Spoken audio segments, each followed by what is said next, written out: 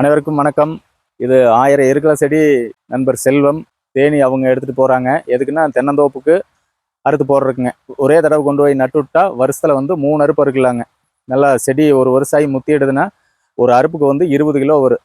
அப்போ 3 அறுப்புக்கு மினிமம் 60 கிலோங்க. 1000 செடிக்கு 60 டன்னு வருமுங்க.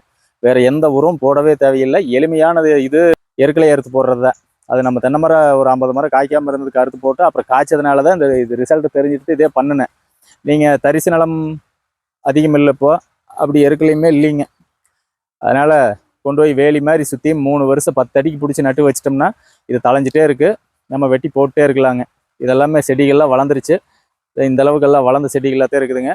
எருக்கலை கன்று வேணுங்கிறவங்க கீழே வர்ற வாட்ஸ்அப் நம்பர் கான்டாக்ட் பண்ணுங்கள். பார்சல் மூலமாக அனுப்புவோம். இல்லை நேரில் வந்து எடுக்கிறதுனால எடுத்துக்கலாம். 1000 செடி 500 செடினா நேரில் வந்து எடுத்துக்கிறது தான் நல்லது.